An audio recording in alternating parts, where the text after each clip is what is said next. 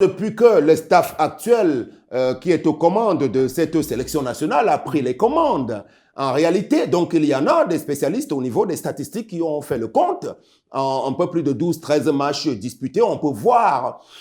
Non, je pense qu'il va falloir qu'on soit un peu sérieux. Parce que minimalement, le sport, c'est l'une des choses à laquelle nous sommes viscéralement attachés, je veux dire au Cameroun, l'ensemble des Camerounais, hein, parce que le sport nous a été légué même par Dieu. Donc, on ne peut pas s'amuser avec cela. Pas seulement le football, parce qu'on a eu d'autres grands champions, même en athlétisme, même en haltérophilie, en handball, le volleyball, en athlétisme à travers le monde et même dans des compétitions aujourd'hui où excelle Monsieur Francis Ngannou. Donc, ça, c'est toujours le Cameroun. Alors, ce Cameroun-là, je suis très mal à l'aise de voir comment il peine dans le domaine où il excelle en termes de talent et de valeur, simplement par un défaut de management, par une mauvaise volonté de bien faire les choses. Quand on demande à ce qu'on fasse bien les choses, comme ça se fait de manière à peu près scientifique aujourd'hui, il n'y a plus de prestidigitation en termes d'organisation et de gestion de la chose sportive footballistique dans le monde de nos jours, non.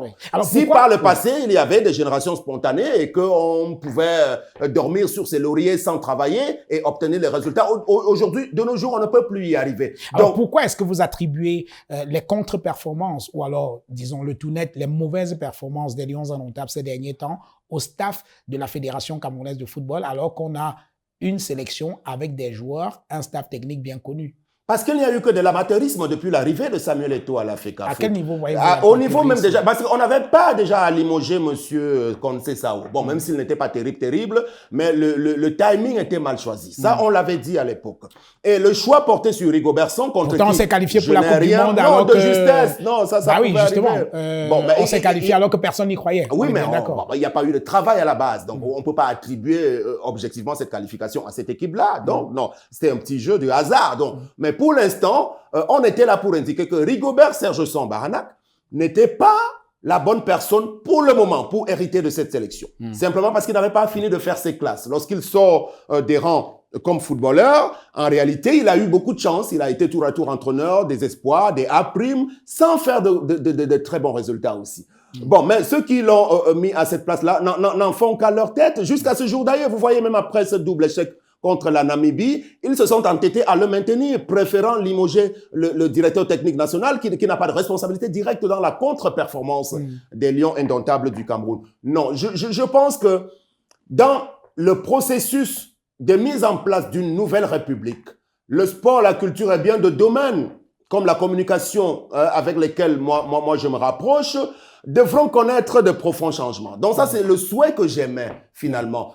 Notre sport aujourd'hui est en lambeaux par la faute d'une mauvaise gestion, émanant même des pouvoirs publics aussi, parce qu'il y a beaucoup d'imperfections, il faut bien le reconnaître, au niveau de la construction des infrastructures qui ne sont pas livrées dans de très bonnes conditions. Vous savez qu'on n'avait pas pu tenir la CAN 2019 à temps, parce qu'il y a eu à ce niveau-là quelques manquements. Donc aujourd'hui, ce football-là, je pense qu'on a été...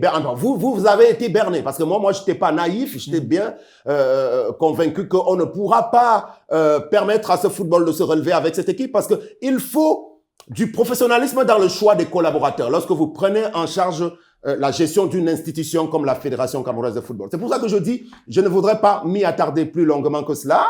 Je laisse le soin à ceux qui laissent prospérer l'imposture de tirer eux-mêmes les conclusions. Alors, la plupart des observateurs parmi les plus sérieux reconnaissent effectivement, vous l'avez dit tout à l'heure, que les Lions indomptables ont rarement aussi mal joué. Alors, qu'est-ce qu'on fait maintenant si vous aviez le pouvoir de décider par où est-ce que vous commencez? La chose à faire un minima à ce jour, c'est de mettre un nouveau staff à la tête des Lions indomptables seniors. Parce qu'au niveau des Lions indomptables seniors, on ne vient pas pour apprendre. Disons clairement les choses, vous militez pour le limogeage de Rigobertson. Complètement, je l'ai dit depuis le début qu'il n'avait même pas à être là. Il n'est pas à sa place, Rigobertson. Ne venez pas prendre dans ma bouche, comme on dit trivialement au quartier. Vous le savez, je suis sûr que vous le pensez vous-même. Mais aujourd'hui, reconnaissons-le, au-delà de la clameur. Donc moi, je suis pas surpris. Je savais qu'on allait y arriver. Mais vous voyez aujourd'hui qu'il est maintenu par la force simplement pourquoi? Parce que comme on l'avait indiqué par le passé, il n'est pas totalement libre. Il prend ses ordres de qui on sait. Et c'est ça qui est dommage aujourd'hui.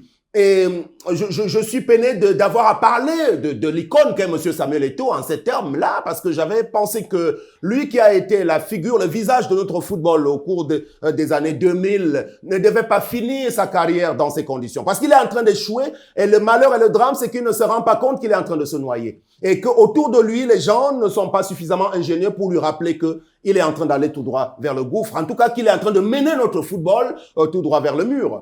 Donc, je pense qu'on sera là suffisamment pour le rappeler aux plus hautes autorités pour qu'on puisse prendre les bonnes mesures afin que cette discipline puisse être placée entre les mains de gens qui ont un minimum d'expertise et de clairvoyance dans la conduite des choses.